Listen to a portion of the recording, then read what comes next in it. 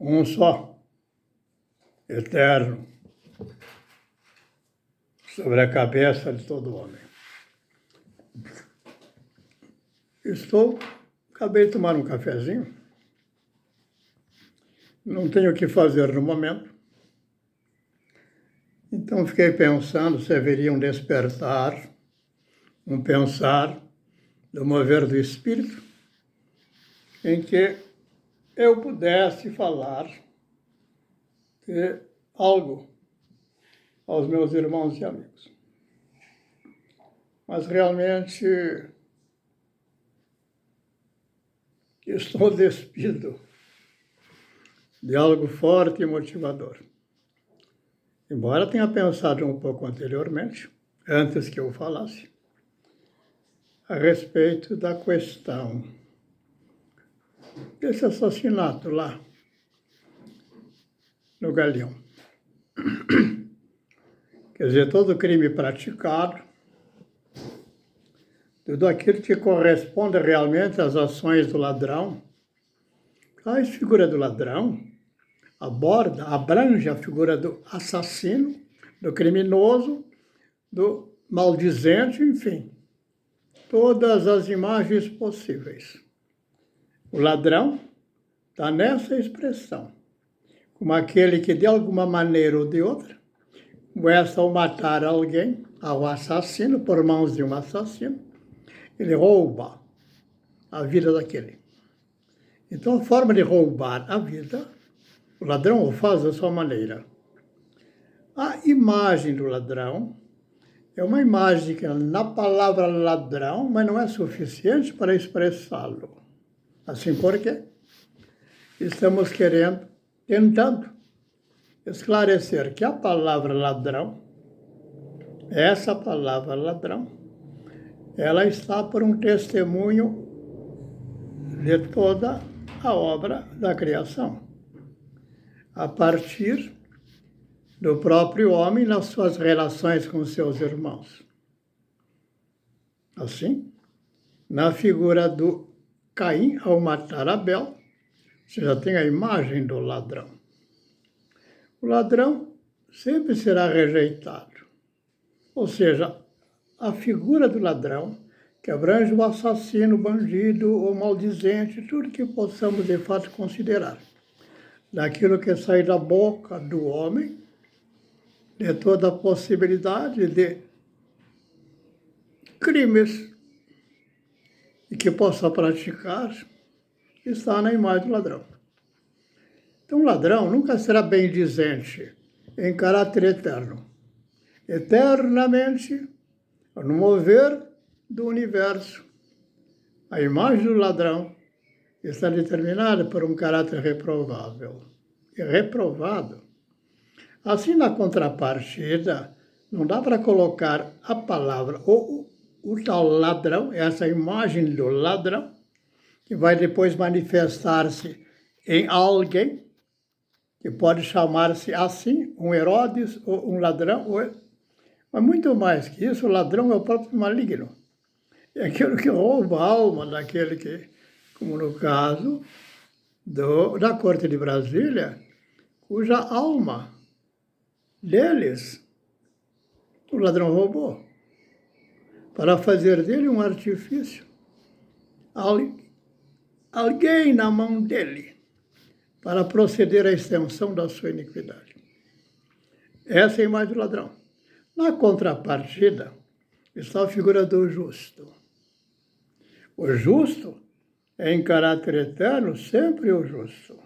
Jamais o justo, por altíssimo juízo, será condenado ou poderá ser derrotado em juízo diante de um tribunal eterno. Assim, o justo condena o ladrão. Nunca o ladrão condenará o justo. Assim, na figura da Corte de Brasília, nunca alcançarão justificar seus crimes. Ficou claro? O ladrão. Observa-se no testemunho da obra de toda a criação Na dimensão e altura que afasta céus e terra, por dimensão do alto juízo de quem falo, estamos também com a imagem lá de baixo, lá dos infernais, em que o ladrão faz parte.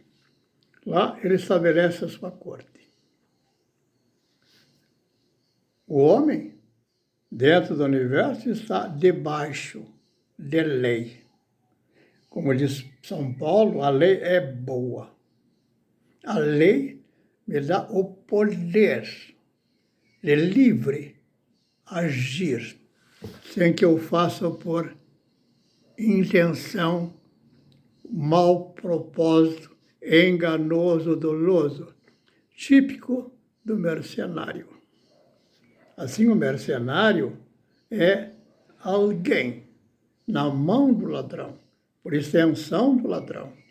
Assim como na imagem de Abraão, quando Melquisedeque vem ao encontro de Abraão, trazendo Abraão pão e vinho e declara: bendito é o Deus Altíssimo, Criador dos céus e da terra, de tudo que é bom, nele, é nele, e aqueles que ele dele contém.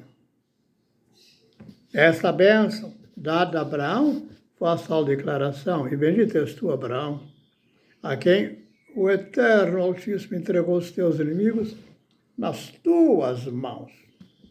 Não te deixou prostrado na mão deles. Aí está a correspondência da imagem agora do justo juízo. Abraão assim se tornou por pai de todas as nações, seja no mundo árabe, seja no mundo judaico e também no mundo grego.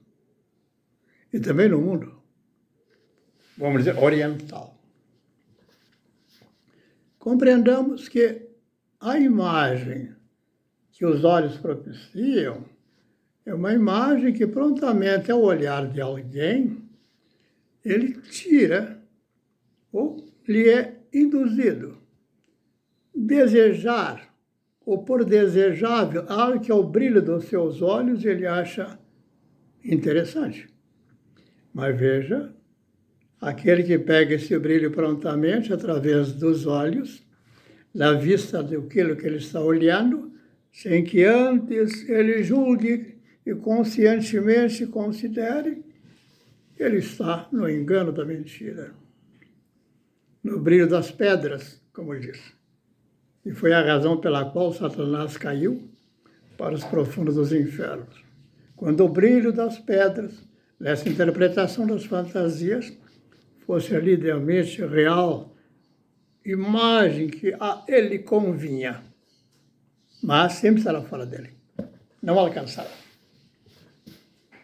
Então, da lei que rege a vida, eu vou repetir só essa lei. Ela é eterna lei. Está declarada em Gênesis. Quando diz, em Gênesis, o Eterno Senhor vai declarar. Ele vai dizer que assim como a erva do campo, assim como a semente da erva, a semente das árvores, todas elas trazem consigo potencializada a natureza, a sua natureza. A natureza da semente da árvore, também a mesma natureza no seu tronco, nos seus galhos, nas suas folhas, nas suas hastes, no seu fruto. E do seu fruto, o retorno de sementes para reproduzir a mesma árvore, da mesma natureza da semente. E assim se perpetua a proposição. Mas, dessa, vem a lei da semelhança. Então, observa-se haver da semente, na natureza, semelhanças de formas. E também a correspondência dos seus frutos. E isso define separar a árvore de árvore e fruto de fruto.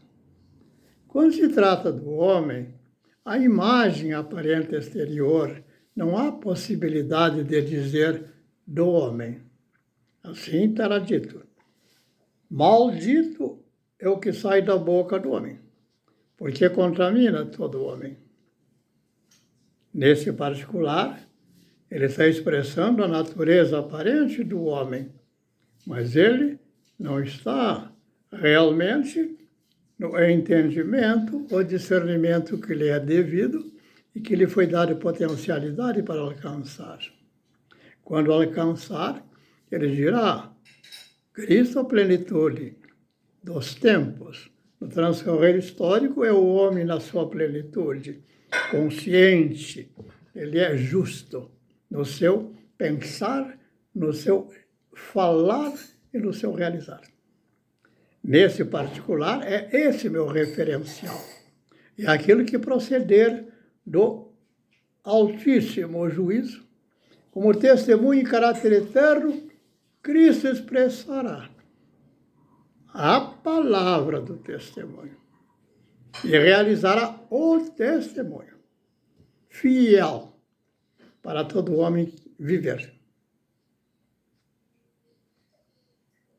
É o único poder cujo sopro lança fora o maligno, ou seja, o iníquo, o anticristo, os filhos da iniquidade. É isto. Não há 3, 4, 5, senão.